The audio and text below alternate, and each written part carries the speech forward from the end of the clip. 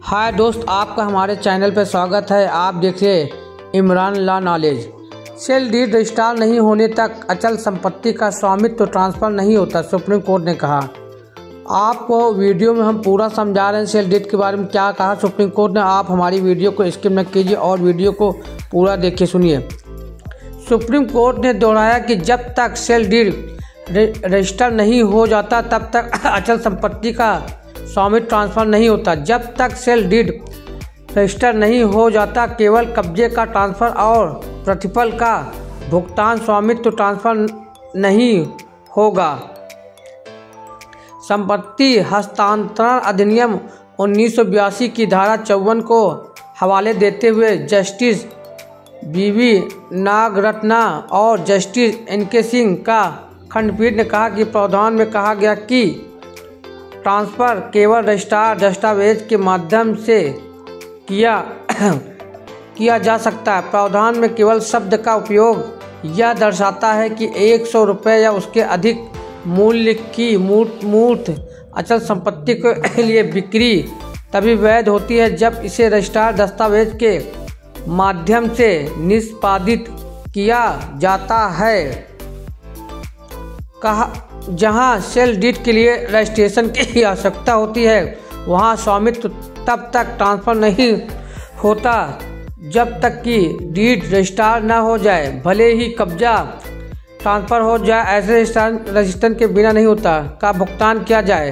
अचल संपत्ति के लिए सेल डीड का रजिस्ट्रेशन ट्रांसफ़र को पूरा करने और मान्य करने के आवश्यक है।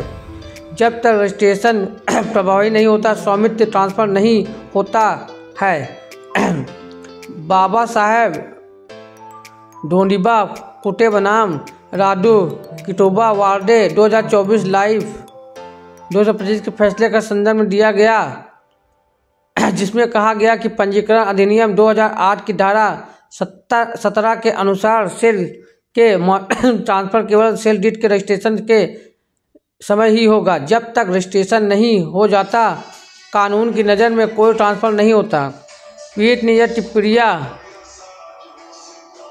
एक्ट के संदर्भ में नीलामी विक्रेता के पक्ष में नीलामी बिक्री को मंजूरी देते हुए कि एक पक्ष द्वारा संपत्ति उठाई गई जिसने सुरक्षित संपत्ति के एक हिस्से पर कब्जे का दावा किया गया था। आपत्ति यह कहते हुए खारिज कर दी गई कि आपत्तिकर्ता के पक्ष में कोई रजिस्टर्ड सेल डीड नहीं है। वह बिक्री के लिए एक समझौता के आधार पर अधिकार का दावा कर रहा था जो अपंजीकृत था और एक सामान्य पावर ऑफ अटॉर्नी थी। प्रतिवादी नंबर 2 द्वारा सुरक्षित संपत्ति के तहखाने का स्वामित्व का दावा करने के लिए जिन सभी दस्तावेजों का भरोसा किया गया था अपंजीकृत दस्तावेज है। संपत्ति हस्तांतरण अधिनियम की धारा 54 के तहत वैध बिक्री की आवश्यकता को पूरा करने में विफल है। इस प्रकार प्रतिवादी नंबर 2 के सुरक्षित संपत्ति के तहखाने स्वामित्व का दावा करने का कोई अधिकार नहीं था।